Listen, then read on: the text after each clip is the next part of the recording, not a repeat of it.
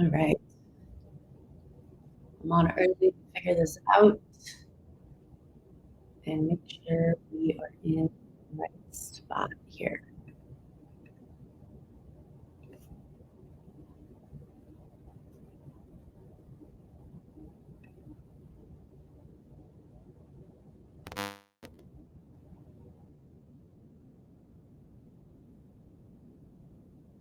So if you're joining us on LinkedIn, just give me a minute early to figure out how to get this going. Hoping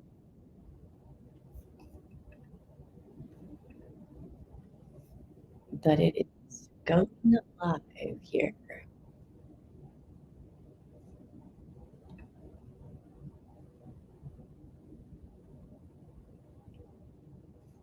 Hmm.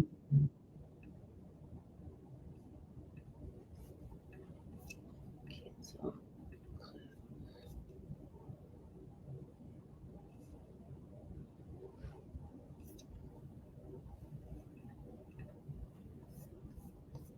If anyone's out there, maybe see what's going on, let me know because I can't tell if I'm live in the event or not.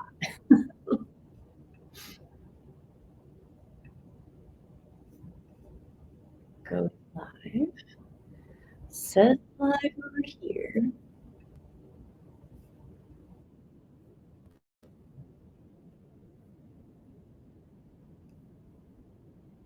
Set them over here.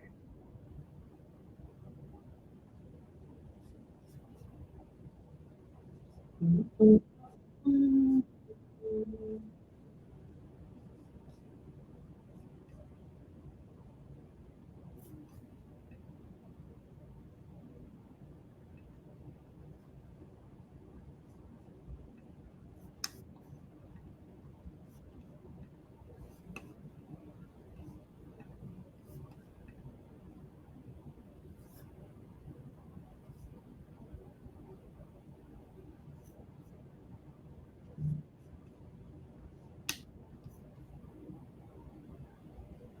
All right.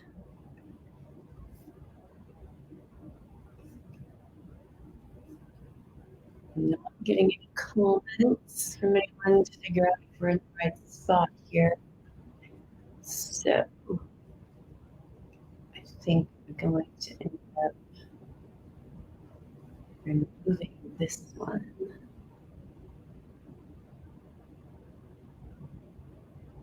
Because I can't tell if live Facebook events. It's very strange how it does this. So if anyone's watching, apologies.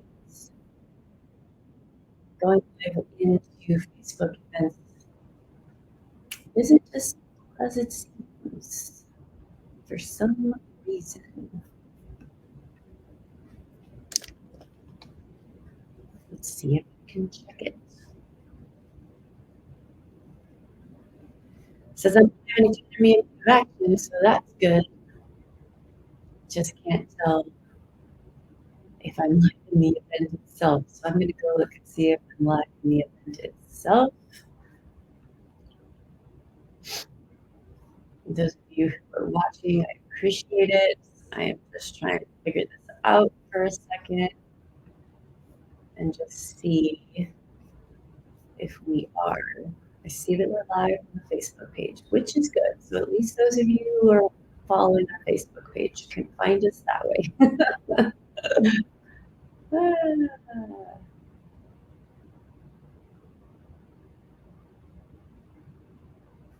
Well, you can't see it. Let me see here. Just now about to be 1:30. So hoping. I mean, it looks like it's live in there. It's hard to tell, but we are live in Spaces. So now I just need to know if anybody can hear me. That would be really useful. God forbid I keep here sitting here talking and nobody can even hear me again to begin with.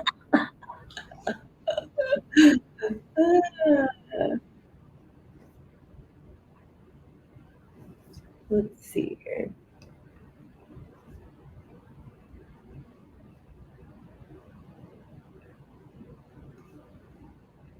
Let's find out if it'll go fine.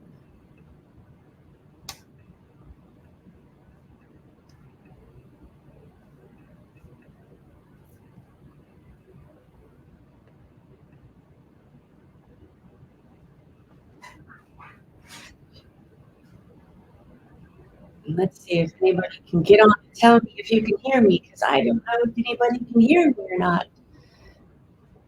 I had to change and play around with my sound, and so I'm not convinced that people can actually hear me right now. Oh, now my battery is low.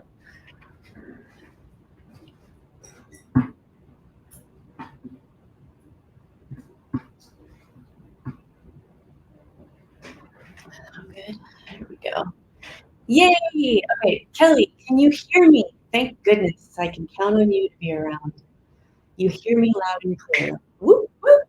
Thank you. I'm sitting here like SOB. I can't tell if anybody can hear me or not, and I just went ahead and shared to more platforms. So we're going to see how that goes. Because sometimes when we're sharing to more platforms, the computer gets mad. So we're going to see how that goes. Might have to drop off of other platforms. Okay, so let's get this going because it's 1:32. Those of you who are going to join, you'll join, and I can see your comments. So thank you, Kelly. I appreciate that. You're going to see my eyes go from up to down because my camera is right here, but I've got a screen up here to be able to see everyone's comments and be able to reply to people. So what are we talking about today? We are talking about lost in translation. We are talking about miscommunication and assumptions and how all of that goes. So every first Monday of the month at 1:30, we're going to be coming on here to give you some good stuff on what you can do to. Oh, this went all the way to the end. That's interesting.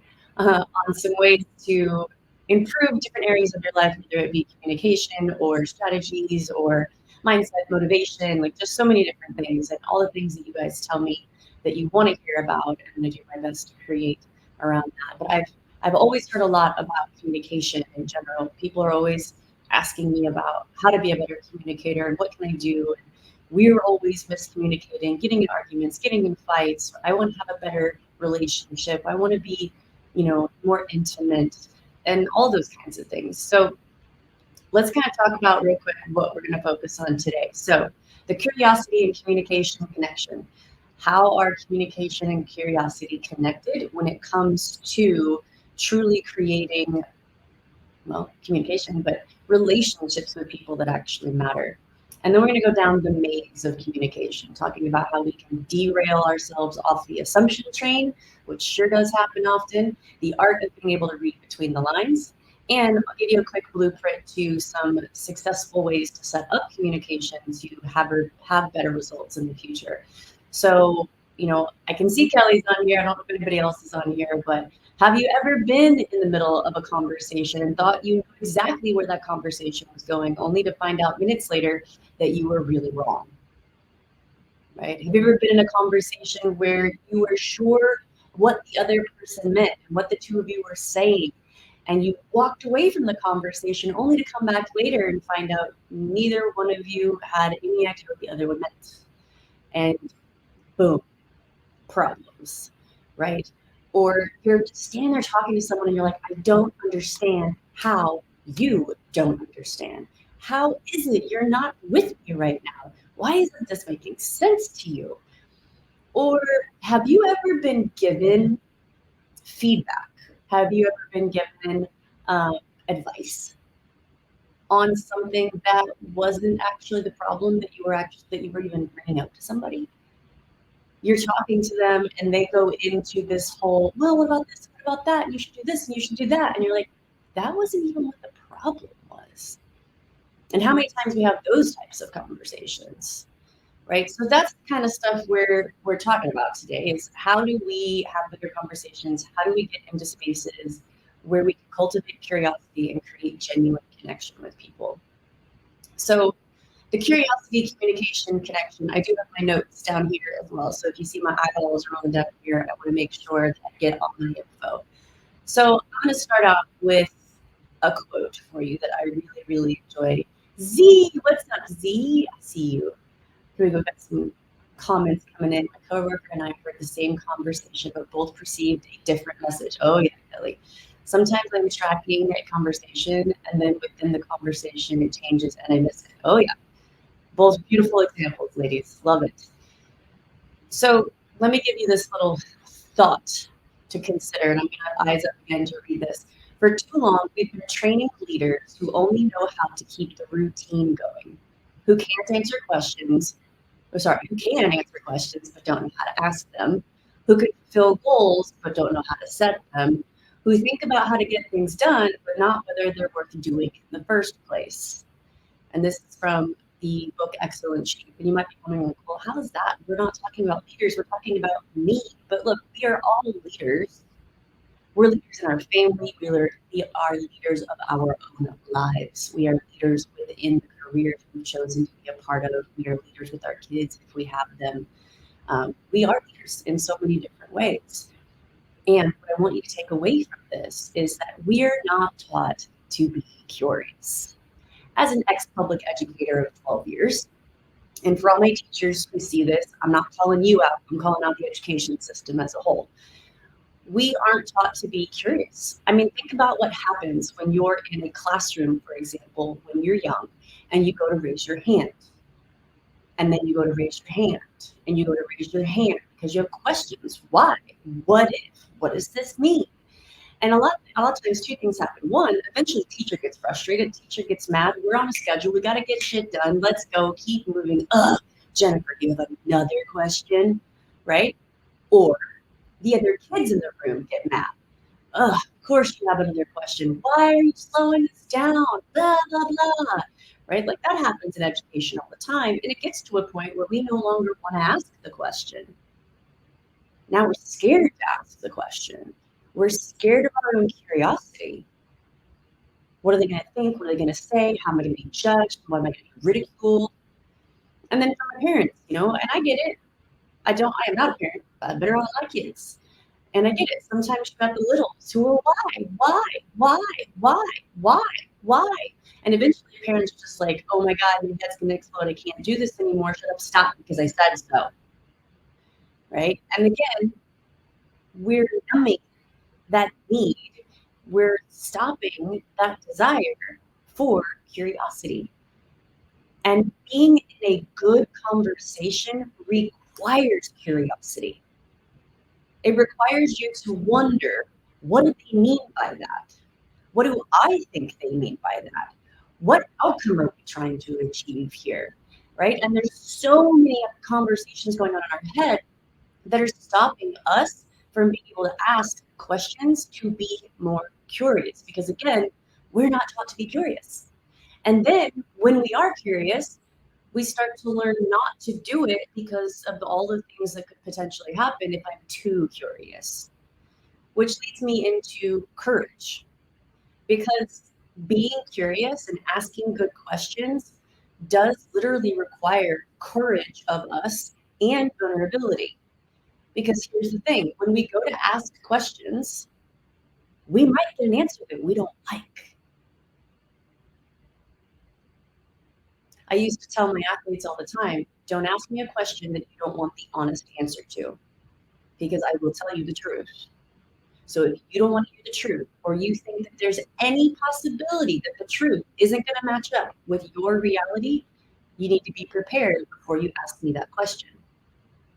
I've said it to many people in my life when someone asks me a question.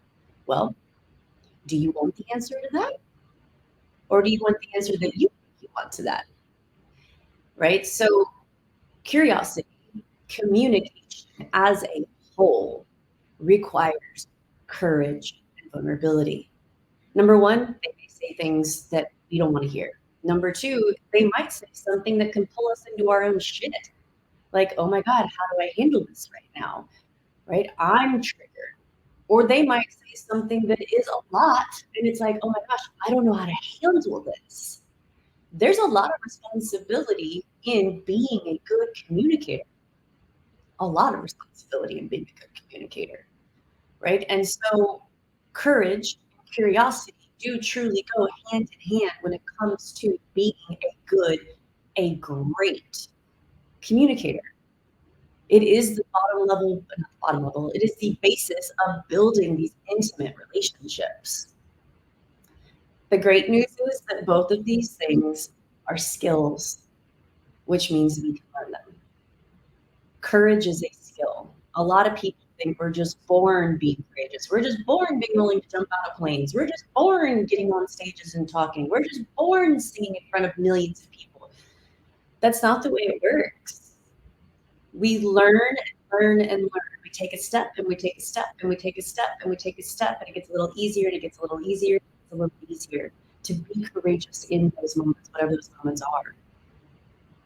But you have to be willing to take the step to be courageous in the first place. And communication is also a skill. Communication is something we can learn. I mean, people get master's degrees in communication. There's tons of neuroscience around how to be a better communicator, and it takes practice. People ask me all the time, how are you such a good communicator? I'm like, practice. Yeah, but you're just so good at it. I'm like, practice. But I mean, can I really learn? Practice. Be willing to practice elements of communication to get better. So let's dig into the basics of communication real quick, because we kind of already started to talk about the fact that we don't get curious very often. We're not asking the questions very often, but we're also not taught how to ask good questions to begin with, because we're not fostered to be curious on top of that. So the single biggest problem in communication is usually the illusion that it has taken place, which is what I was saying earlier about walking away from the conversation and thinking that you know exactly what's going on, right? But what I want to share a little fun picture for you. I have a lot of clients who really love this visual, because what's happening when we're in communication is three big things. We are constantly deleting, distorting, and generalizing information. Both people. I'm deleting, distorting, and generalizing information when I'm listening to you. You're deleting, distorting, and generalizing information while you're talking. The entire time this conversation is happening, this deletion, distortion, and generalization is going on. And we're doing that through our filters, our beliefs, our values, our education, the education we don't have, our religious beliefs, our spiritual beliefs, however you want to word that, where we grew up, how we grew up, all the information we've chosen to believe, all the information we've chosen to reject. All of that information is deleting, distorting, and generalizing the content that I'm receiving, and also how I'm saying it. And that's happening on the other side of the conversation at the same time. So if you look at my little image here, what usually happens is someone's all happy, right? And they come up with a thought, right?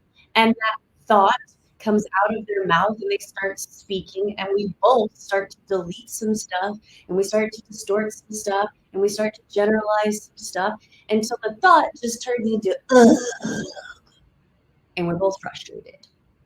Or at least one person is.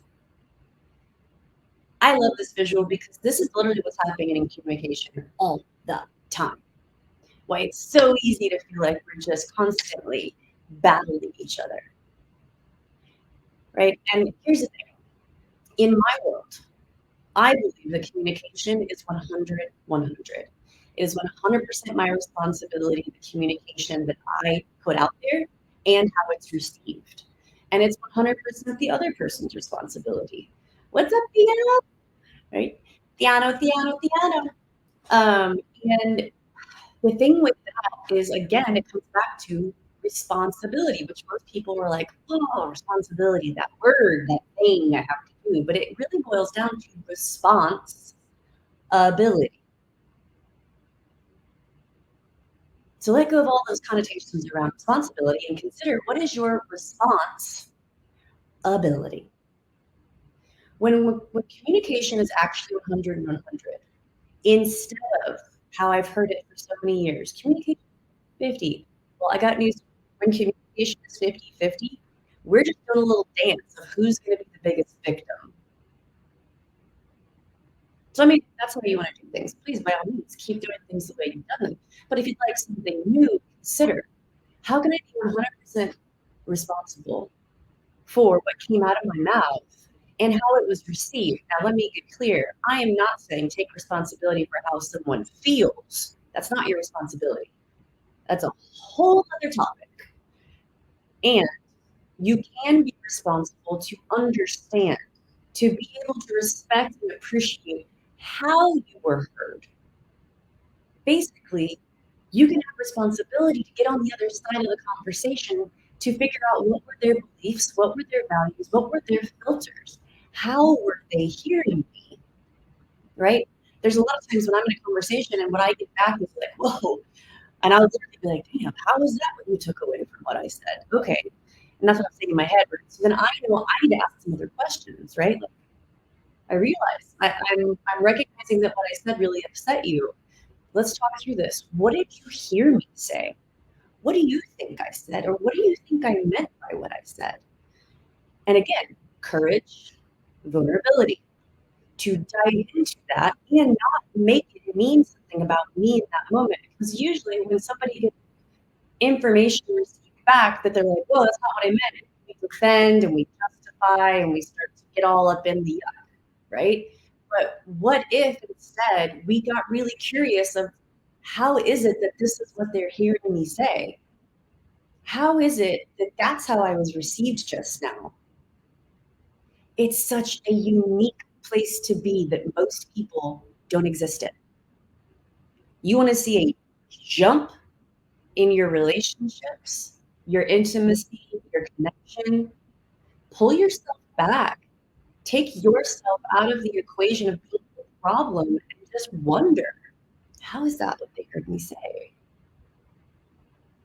Because again, to me, communication is 100, 100. How can I get engaged in this conversation to make sure we are both leaving, understanding each other, understanding the desires, the wants, the needs, and the solution or the outcome or whatever it is. So I'm going to pause for a minute. For those of you who are live, a couple of you are live, anything you want to, any ahas coming through, any insights and questions, anything before I keep moving on into getting off of the assumption train. Choo choo, let's get off that bitch. She's not very much fun. She doesn't do anything but get us in trouble. So I just want to take a second to see if anybody had anything you wanted to acknowledge or just share real quick, just in case. Just in case. I might keep moving and then I'll see your comment come back. So the assumption train.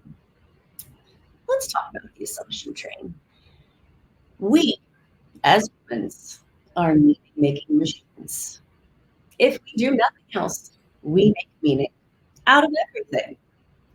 And again, we make meaning out of all the things that are based in, thanks, Kelly. If nothing else, we make everything mean something about ourselves. Look, we are selfish humans. And when people hear me say that, I have to be responsible for my communication because some people get kind of, I'm not selfish. And I'm like, no, I'm not saying you're selfish in the way that most people use the term. I'm saying you are selfish, self-centered, if you will, in the sense that when we receive communication, we're usually making it mean something about us. That's just the way our brain works. So we are naturally self-centered. And it's not a dig, it's not a smack in the face, it's just a realization that we're making shit mean shit about us most of the time. Or wherever it is that we are in that moment in life or in that conversation and relationship with that other human. So we have to be aware of that because look, what happens when someone says something to you and you didn't understand? You typically start to defend it, get upset, and get frustrated. Most people, I'm not saying all people, but again, how can you pause and pull back for a minute Maybe take a nice big deep breath, or what I learned in my condor approach training recently that I absolutely think is beautiful. Pause, pull back, physical scan. Pause for a minute. Pull yourself out of the conversation. That might mean literally saying, hang on a minute. You might need to leave the room. You might really just need to take a breath for a moment. And when you physical scan, think about, notice how you're feeling and what you might be thinking that person meant just now when it may not be what they meant at all. I mean, this happens in my relationship often. It happens in most relationships. Luckily for me, I know that my boyfriend and I have an agreement that we are always coming from the highest intention of good for each other.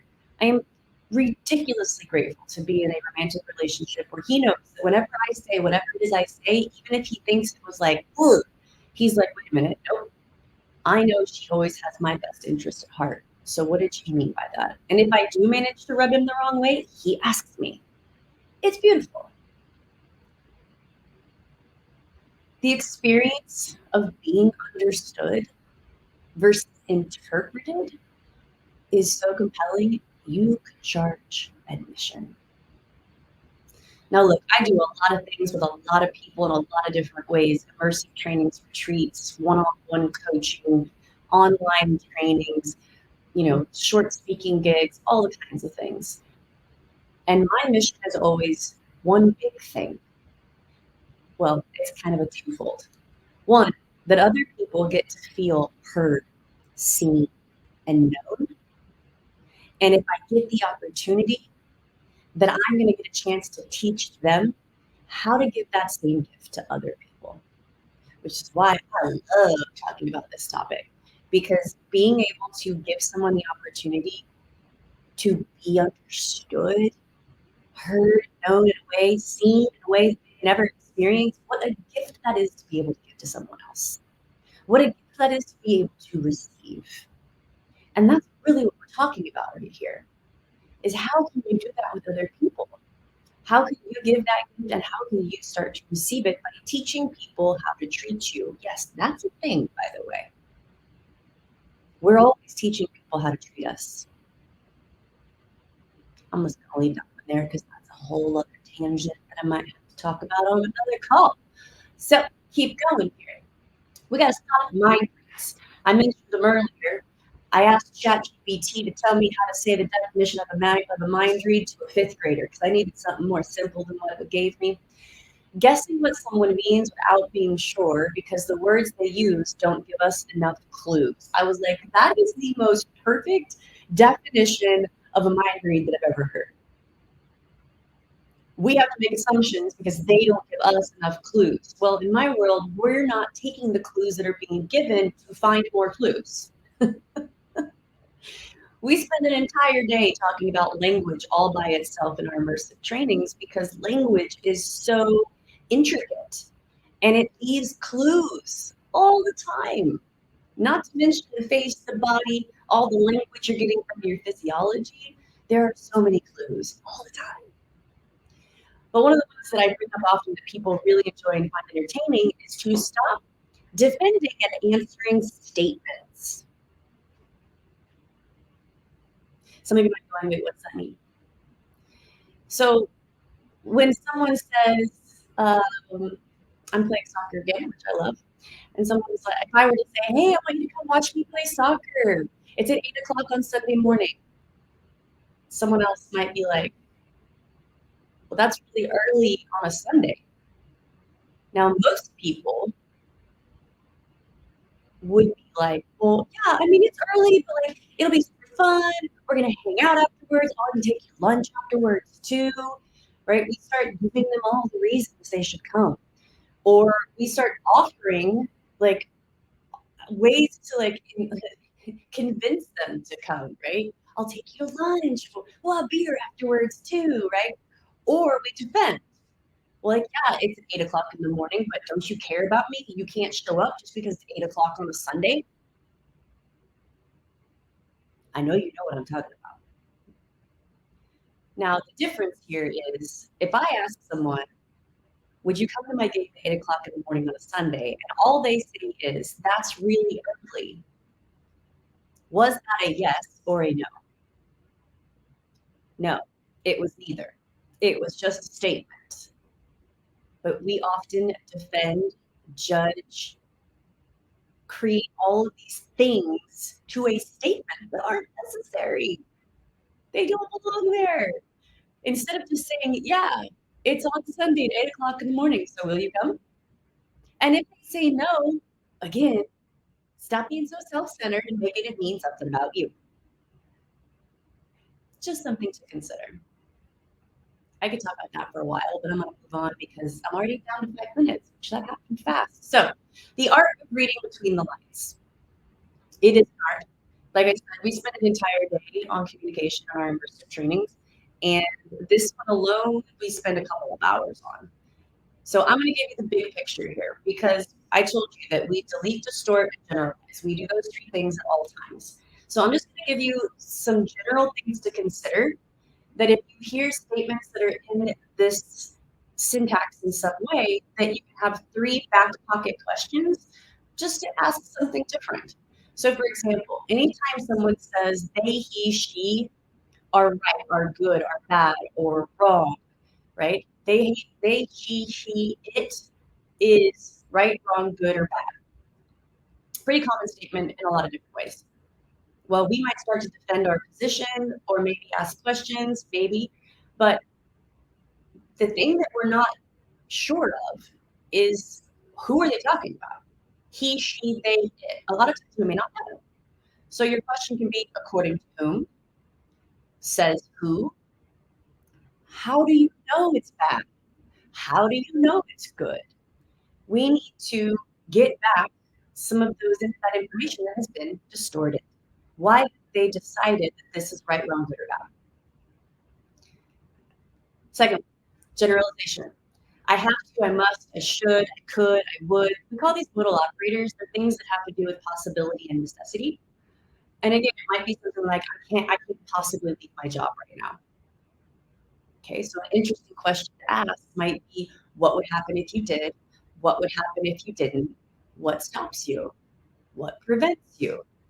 Again, this is because we want to deepen the conversation and not just be so surface level. Let's find out more information. Let's pull the information from between the lines. Third one, recover the deletion. When something is good, better, best, worst, more, least, right? Like I get in coaching, sometimes people will say it's too expensive. Fair, it is an investment, but I'm curious. Expensive compared to what? Right? Or I think about athletes. Well, she's just better than me. Well, who is better than you, and how specifically do you believe she is better than you? Again, we need to recover. We need to let's pull that information back over there, right? So this is where I'm just getting to some of those. Let me give you some stuff you can walk away with and do. So again, I'll go back. How do you know, according to whom or who says, what would happen if you did? What would happen if you didn't? Dude, that's a really fun back pocket question to ask people. They're usually like, no one asks me that. What stops you or what prevents you? Also an interesting question to ask people when you catch it, because they're going to be like, me? I don't know. I haven't really thought about it.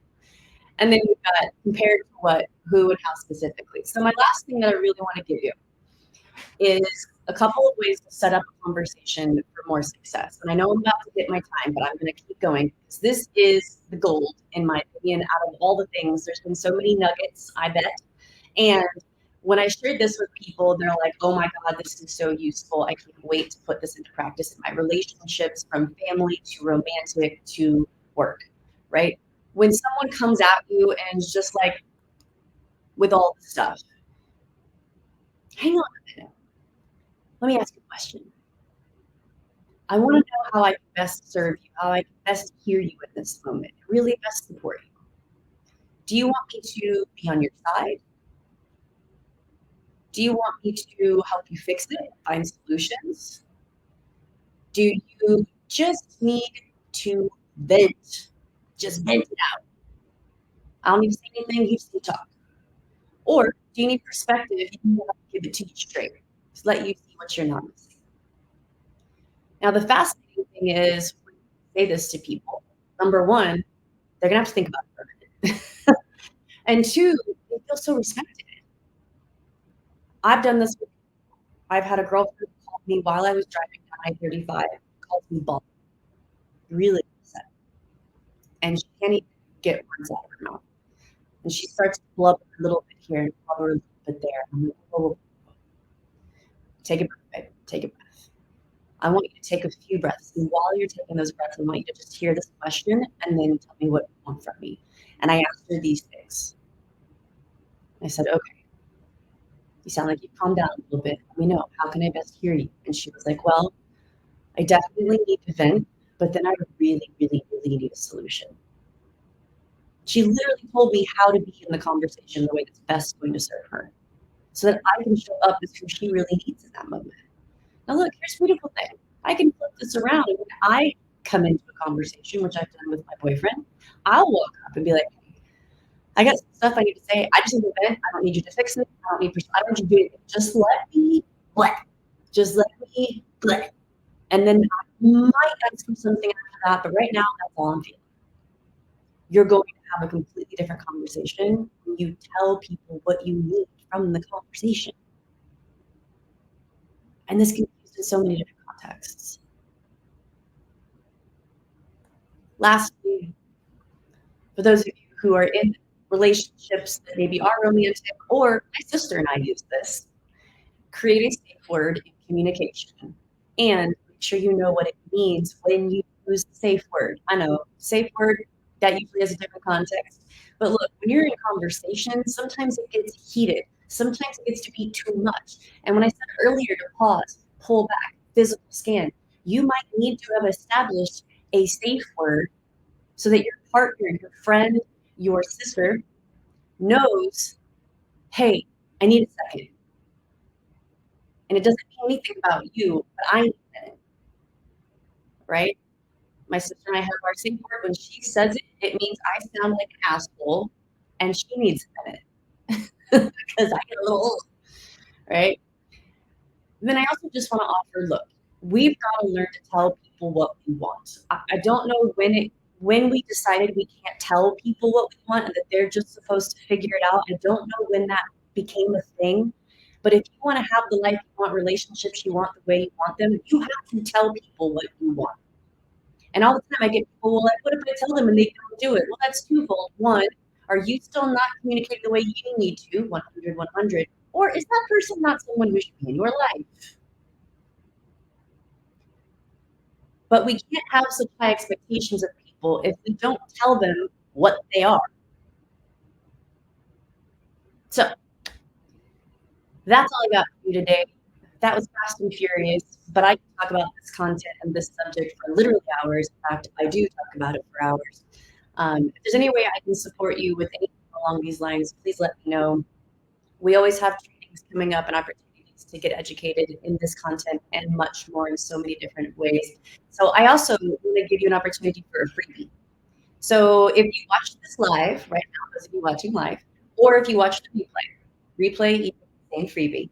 If you comment questions, then I will reach out and I will send you a PDF with over 100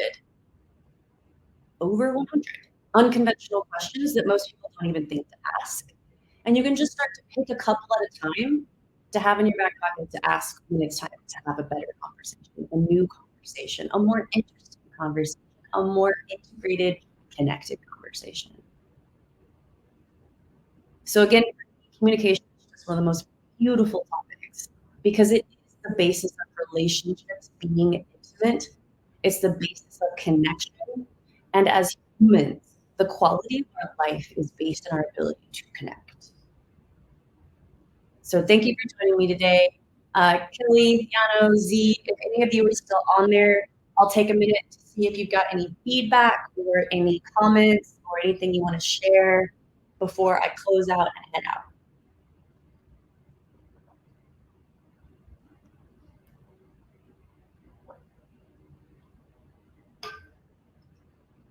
And I'm giving them just a minute to type, just in case.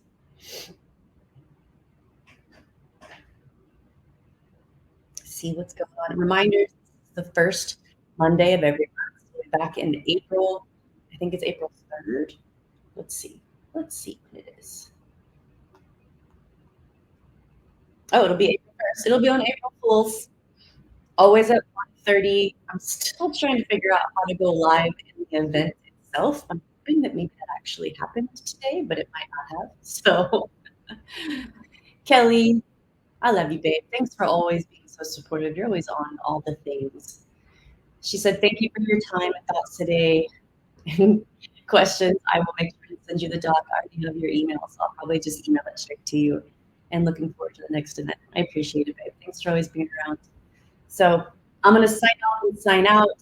You're always welcome to drop comments and questions in here. I'll go back and look because I am going to post this onto all of the pages where it was live. So you can also tag people that you know that may need to hear this, that may enjoy this content, and let them know what we did today. So have a fantastic Monday and a beautiful start to March, y'all. It's March. How did that happen? How did that happen? Signing off.